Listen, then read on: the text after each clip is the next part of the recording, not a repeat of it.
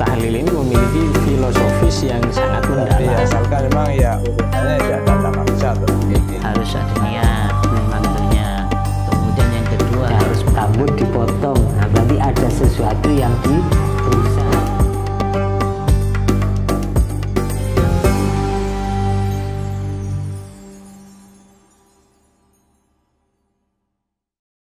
Assalamualaikum warahmatullahi wabarakatuh.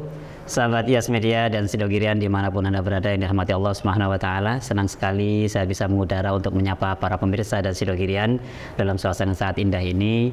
Tentunya dalam program yang kita tunggu bersama, yaitu program Kajian Islam, di mana pada program ini kami akan mengajak para pemirsa untuk menyimak obrolan kami yang berkenaan dengan hal-hal yang aktual maupun hal-hal yang terjadi di sekitar kita, yang dikemas dengan obrolannya sangat menarik, santai, dan insya Allah syarat akan ilmiah. Sudah hadir di tengah-tengah kita, yaitu narasumber kita, Ustadz Nahdhur Sanai. Terlebih dahulu kita sapa dulu beliau. Assalamualaikum Ustadz. Waalaikumsalam warahmatullahi wabarakatuh. Alhamdulillah, saya hitung sudah beberapa kali kita bertemu dalam episode di IAS Media. Ya, seperti doa pingin ziarah Mekah Madinah saja, merot sebada merot berkali-kali. Yang mudah-mudahan menjadi pertemuan yang barokah tentunya. Ustadz, ini menjadi tema yang sangat menarik menurut saya dan juga sangat berat untuk dibahas mungkin dari perspektif kami, Ustadz. Karena begini, apalagi ada nyanyiannya Romai Rama itu, Ustadz. Cari yang haram saja susah, apalagi yang halal gitu, Ustadz. Itu kan bisikannya setan, kata Romai Rama itu, berkenaan dengan urgensitas untuk memberikan nafkah yang halal untuk keluarga, Ustadz. Ini sebenarnya kalau dalam pandangan agama kita bagaimana, Ustadz? Untuk mencari apa yang halal ini, kemudian menghindari yang haram, ini sebetulnya bukan hanya untuk nafkah kita sebagai suami kepada keluarga kita, kepada istri, kepada anak, kepada orang yang kita nafkahi. Sebenarnya ini untuk setiap orang. Manusia ini didesain oleh Allah seperti yang difirmankan oleh Allah, wa ma khalaqtul jinna wal insa illa liya'budun. Tidaklah Allah menciptakan jin dan manusia melainkan untuk ahli ibadahnya jin dan manusia. Artinya jin didesain sebagai penghamba kepada Allah, artinya beribadah kepada Allah. Manusia diciptakan, didesain dengan menghamba kepada Allah, ibadah untuk beribadah kepada semuanya Allah. Untuk ibadah, hanya ibadah kan ada dua, ada ibadah mahdhah, ada ibadah ghairu mahdhah. Jadi semuanya harus sesuai dengan aturan Allah Subhanahu wa Ta'ala. Nah, manusia dan jin ini, kita akan membahas manusia. Manusia ini akan sesuai dengan desain dari Allah untuk ibadah. Ini kok umpama kendaraan bermotor, ini kan BBM-nya harus sesuai dengan desainnya. Oh, desain motornya. Iya, kalau mobil ini misalkan BBM-nya pakai solar, maka akan bermasalah ketika diberi pertalit, pertamax akan bermasalah. Terlebih akan masalah premium. Apalagi dikasih air sungai. Wah, ini makin masalah. Nah, manusia pun juga begitu.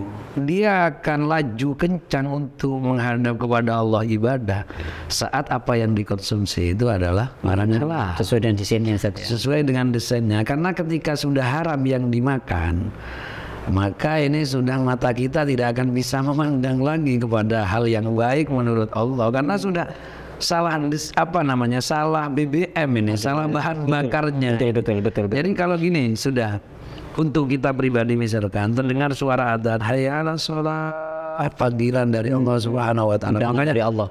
Orang-orang tempo dulu itu ketika mendengar adzan seperti Ali Al-Khawas, kita sering mendengar dari para guru-guru kita cerita saat mendengar kumandang adzan nyampe di hayya 'alas shalah, yarta'id, gemetar dia langsung kemudian singsak. Masya Allah ini kan, saking luar biasanya. Undangan dari Allah pingsan.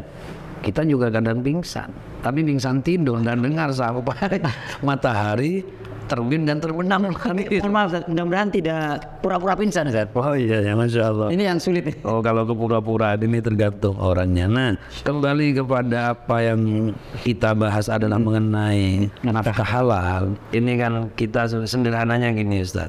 Al-Quran ini ayatnya dari awal sampai akhir, mulai dari Fatihah sampai watammat kalimatul Komianas Ustaz. Ya, sampai bilang wataman berarti sudah. Iya, sudah selesai. Ini ayat ini jumlahnya seingat saya Ustaz waktu lulus sekolah di Ibtidaiyah di kampung halaman saya, kalau tidak hafal ditarik ini rambut cerah gitu. Betul. Itu ada syair Jawa di pasolatan itu di belakang itu Ustaz.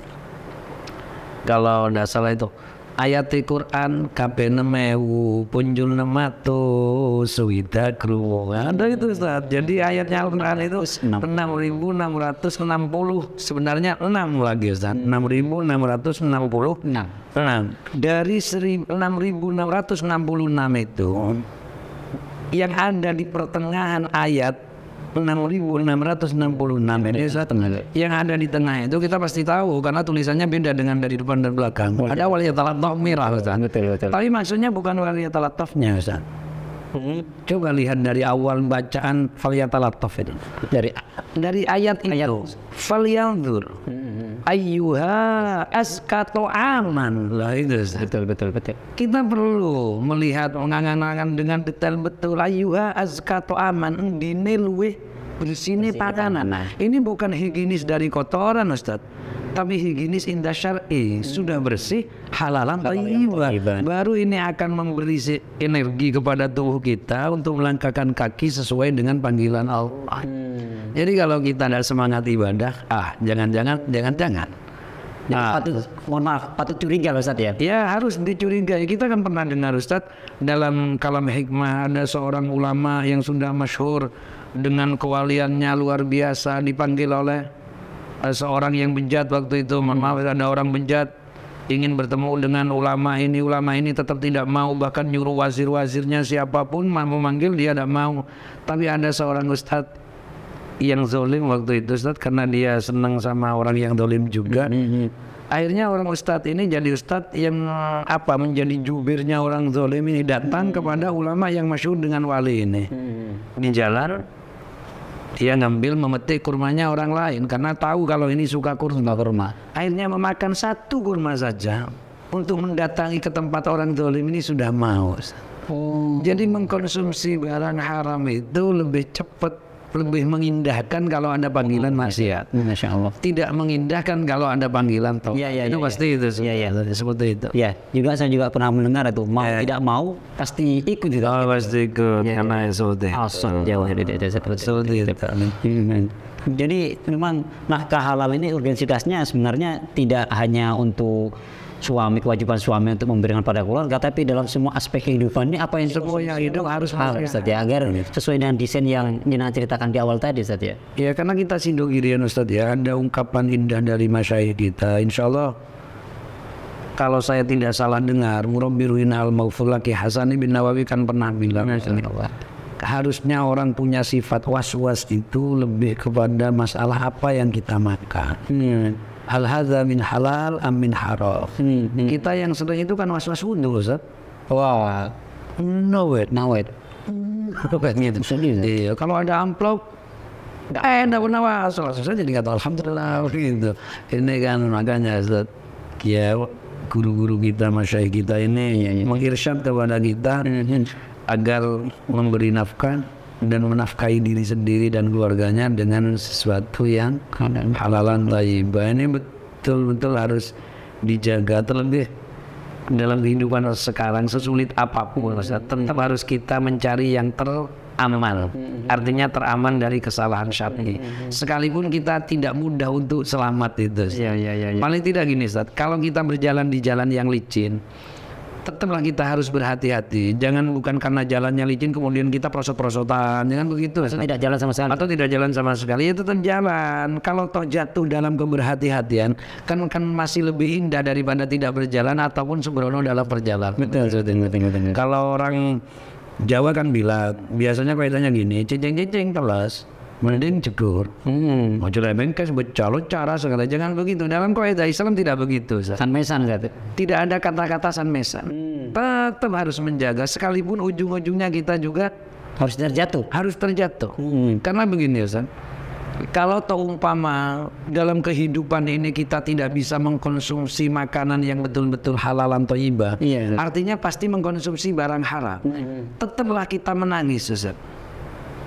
Karena ada seorang Habib yang seorang siadan ditanyakan, gimana ini Habib, ini sudah perekonomian sudah banyak yang haram Habib, apa yang harus saya lakukan? Habib ini susah untuk menjawab karena memang sudah rumit selamat dari sesuatu yang nafkah yang haram. Maka Habib mengatakan dengan kata tamsil, orang mau makan bangkai sambil menangis tahu karena itu bangkai lebih baik daripada makan bangkai sambil tertawa. Nah ini kan luar biasa ini kan Ustaz.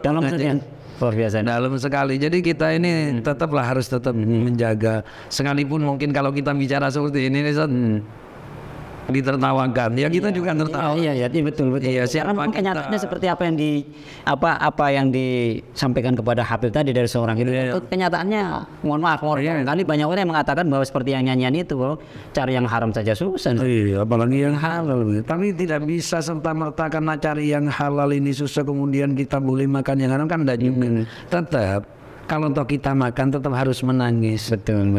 Karena itu lebih baik daripada makan haram sambil tertawa. Jadi Habib itu mengatakan lebih baik makan bangkai sambil menangis daripada makan bangkai sambil tertawa. Itu kata-kata tafsir yang indah dari beliau untuk mengirsyad kepada kita biar berhati-hati dan menjaganya. Makanya kalau menanyakan tentang nafkah, pengaruhnya nafkah banyak sekali. Jadi kalau ibadah kita tidak semangat, jangan-jangan memang bahan bakar yang kita konsumsi ini sudah tidak support dengan desain awal. Betul. Wa ma khalaqtul jinna wal insa illa liya'budun, semacam itu. Baik, luar biasa sekali pembahasan kita pada kesempatan kali ini Ustaz. Terima kasih sudah hadir di studio dalam menyita waktu kesibukan panjenengan. Mudah-mudahan pembahasan kita menjadi pembahasan yang barokah manfaat untuk teman-teman Sidogirian di mana. Jangan pernah mengatakan menyita Ustaz. Saya malu Ustaz. Saya kan termasuk anggota Sidogirian. Tidak ada Sidogirian yang tersita oleh Sidogirian. Begitu sih. Sidogirian memang untuk Sidogirian. Terima kasih Ustaz. Mudah-mudahan barokah selalu.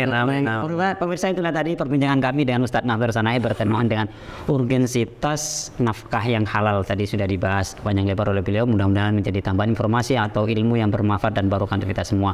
Untuk Sidogirian jangan lupa like, subscribe dan share tayangan ini sehingga itu menjadi amal jariah untuk kita semuanya. Kurang lebihnya mohon maaf. Assalamualaikum warahmatullahi wabarakatuh. Waalaikumsalam warahmatullahi wabarakatuh.